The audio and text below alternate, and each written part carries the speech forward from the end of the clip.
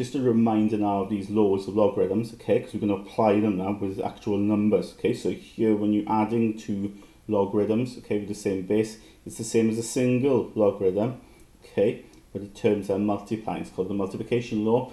Division law then, well, when you're taking away a logarithm from another logarithm, the same base, it's single logarithm then, dividing the terms. And then we've got this power law there, okay, where you can bring that power down in front, okay, or vice versa. You could bring the power up to get to that situation there, right? You can work backwards and forwards with these laws, of course. So let's look at some questions. So with the first one here, it says write as a single logarithm. Well, when you see this here, okay, you can see here we're adding them, okay. So that would be then the first law here, the multiplication law. When you're adding two logs, okay, you can write it as a single logarithm, and the x and the y here, of course, you multiply to give you that single logarithm. So ultimately, I can put that as a single logarithm to the base 3, where you're basically going to multiply these, okay. So I can explain it in full if you want there what I'm doing, okay. I'm multiplying those terms, those numbers there, and I get log to the base 3 of 42, okay. So try it in your calculator, put that plus that, and it will equal to whatever this is equal to, okay. All right, you don't need to write this step, okay. I just put it there to explain. You can go straight for the answer if you want, okay. So, you know, similarly now, if I had, for instance, log to the base 3 of, say, 7 plus log to the base 3 of 5, okay, well, I know then, because I'm adding the logarithms, I can just write it as log to the base 3 of 35, right? Because I'm timesing those terms, I can do it straight away, right? You don't need to put that in there. With the second one then, you can see you're taken away. So we write that as a single logarithm. So remember, when you're subtracting, it's the division law, isn't it? Okay, subtracting logarithms, you end up having to divide the terms. So it's the same here. I'm going to divide it. And again, you know, I'm explaining what I'm doing here, dividing 15 by the 3, but you can write the answer down straight away if you want to.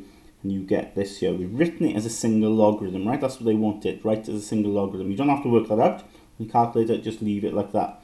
Okay, so with the next one then, okay, we need to see that we've got here a few different things to do, okay? We've got addition, right? But before we add them, we've got to appreciate that there are numbers in front of the logarithms, okay? We've got to deal with that, because you can't just add the logarithms as they are now. You know, you can't use that law, okay? Because if you look at the law there that we've got here, there's nothing in front of the logarithms, isn't there? It's just a constant 1, isn't it? Okay, nothing in front of them. But here we've got numbers, so we've got to deal with it. Well, what we do is, to start with, if you have got a number in front of it, you use the third law there, okay? So with the third law, okay, you appreciate if you've got a number in front of it, for instance there, k, you could take that k up, so it'll be power k, all right? So always remember that number in front, you can take it up, so then it goes inside that logarithm x to the power k, and I'm going to do that here, okay? So first of all, I've got that 2, so take that 2 up there using the third law, so I'll have log to the base 5 of 3 to the power 2, plus then this one then, so I got then this 3, let's take this 3 up, so I'll have log to the base 5 of 2, taking the 3 up to the power 3, okay? So then what I would do is, on the next line, work out what that is. I can work out 3 squared here to be 9, and I can work out 2 cubed to be 8. That's easy peasy for me.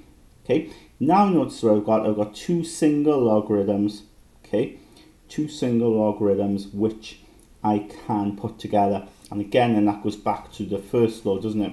When you're adding them, okay, you've got to times the terms, the multiplication law, that one is. I'm adding them, so basically I can write that as a single logarithm to the base 5, I've got to times them, and of course 9 times 8 is 72.